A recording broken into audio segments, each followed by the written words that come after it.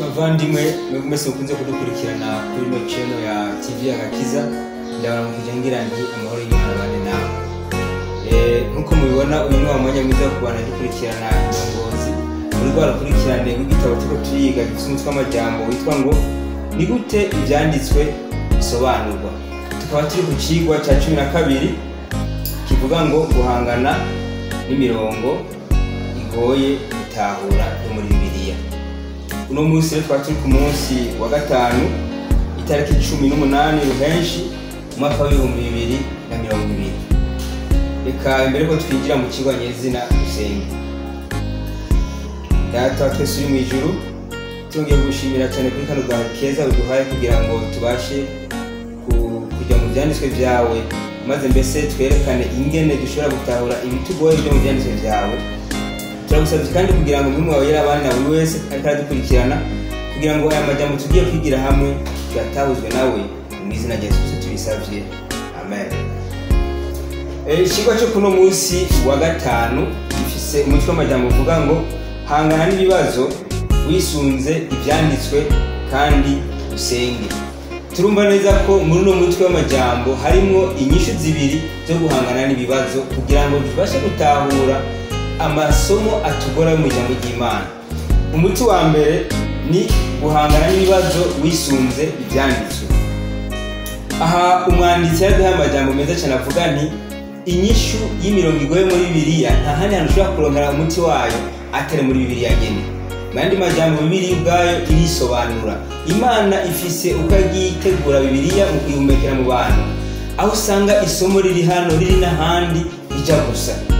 Usanga ari amajambo asa nk'ayatahurikana cyo kimwe, aho ushobora gusanga hano bigoye mugabo ahandi ugasanga biroroshe. Bisigura iki? Bisigura ko nimba usomye isomo hano ukumva rirakugoye, ntuce ufata ngo ushushe umutwe urigume cyane kugira ngo uritahure, aho uzobushatse gukoresha kamere yawe, uzobushatse gukoresha ubwenge bwawe bwa kimuntu, nta nkeka yuko uzotahura ibyo ushaka gutahura. Ariko uyu mwanditsi yatubwiye nimba isomo rino rikugoye, gerageza urondere andi masomo asa n'ayajyanye n'iyo somo kugira ngo agufashe gutahura ibyanditswe. Mandi majambo rero ibyanditswe bisigurwa n'ibindi byanditswe.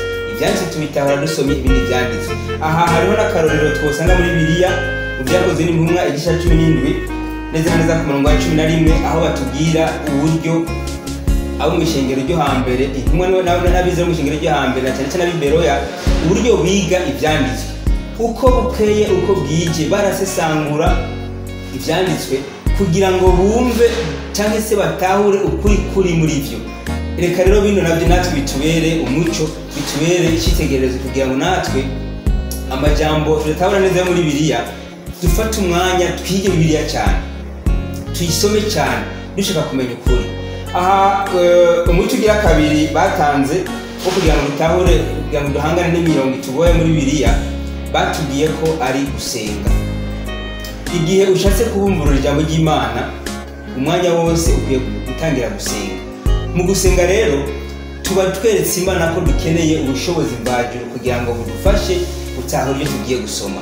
Mu gusenga harimo umuti udasanzwe, kuko mu gusenga Imana iduhereza muhemu wayo, wa wundi yahereza bamwe bandika ijambo ryayo kugira ngo abari badushoboza gutahura ibyanditswe mu ijambo ry'Imana. Mwandi majambo rero birumvikana neza ko igihe dusenze Imana ikaduha muhemu wayo. Uyu muhemu aduha gutahura neza ibyanditswe muri iri jambo nka kwa kundi yabihereza ababyanditse. Biragoye rero kumva yuko Imana ishobora gutandukana n'ibyo yanditse ubwayo. Biragoye kumva ko Imana ishobora gutandukanya n'ivyo yahumekeye mu bantu bayo. Igihe rero dusenze nk'umuti w'inyishu mu gusenga, dutahura ibyanditswe byoroshe kubera yuko ababyanditse mu bari barimo niyo natwe Imana duhereza tukajyamo tukabasha gutahura amajambo yanditswe muri ino bitabo. Aha muri iki gitabo umwanditsi yarakoresheje amajambo avuga nti mu gusenga tuba turondera kumurikirwa mu byumviro byacu biciye muri ya mpemu yera nyene, wa wundi abanditsi ba Bibiliya bandika bari bafise. Nandi majambo aha turonka mpemu yera umwe babandi bandika Bibiliya bari bafise, uyu acatuduza muri ya mpemu nyene bandika barimo, bikatwohera gutahura aya majambo yahumetswe n'Imana. Mu gusenga tuba tugomba ko bija ahabona tugaca dushobora kubwira Imana impamvu dushaka gutegera ivyo dusoma. Aha birumvikana neza. Hama aha mu kurangiza hari ikibazo baduhaye. Iki kibazo kitubaza nti ni gute Bibiliya ibafasha kugumana icyumviro gitumbereye kugira ngo dushobore gutahura neza no kubaha ijambo ry'Imana. Aha Bibiliya uburyo ishobora kudufasha kugumana icyumviro ni muri kwa gusenga, kuko tugiye mu gusenga tugumana cya cyumviro nyene abanditse Bibiliya bari bafise. Ya mpemu nyene Imana yatanga ku banditse Bibiliya iza kuri twebwe tugatahura kujya nyene bavyanditse. Ntiduguma ngo tuje ku ruhande, ntidukoresha intekerezo iwacu, ntabwo dukoresha ubwenge bwa kimuntu, ntabwo turondera mu bindi bitabo byo ku ruhande by'iyobokamana bidufasha mu gutahura ibinabiriya. Oya, Bibiliya ubwayo irisigura, tukaguma muri iyo nyene nta kujya ku ruhande. Reka rero nsabire buri wese ariko aradukurikirana kugira ngo agire umwanya uhagije wo gusoma ijambo ry'Imana, agire umwanya uhagije wo kugira ngo aryige arondera kumenya ukuri kwayo, atari kurondera kugira ngo agoreke ashire aho agomba, ahubwo arondera kumenya icyo Imana yashatse kuvuga mu ijambo ryayo. Mbega Imana yashatse kutubwira iki twebwe? Mbega we Imana yashatse kutubwira iki? Umuntu afata umwanya yisome, ayimbe, ayige, arondera neza Imana yamushatse. Reka mu kurangiza rero dusenge. Imana Data wa twese uri mu ijuru, na n'ubu turongeye kugushimira cyane kubw'aya majambo meza uduhaye. Turakwingize ngo mpemu wawe yera ntajya akomeze kutuba hafi, kugira ngo uyu abe ari wadusobanurira ibyanditswe byo mu ijambo ryawe, maze tuye gutahura icyo tugomba ko. Ni mu izina rya Yesu Kristo tubisabye, amen.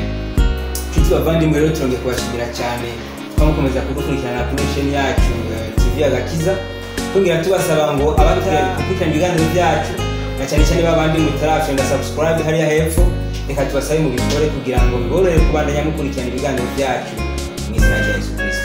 Kwizina ni Nimpaye Jackson, nkaba ndi umwizera w'ishinga ry'Abadventiste umunsi w'indwi mu Kanyosha.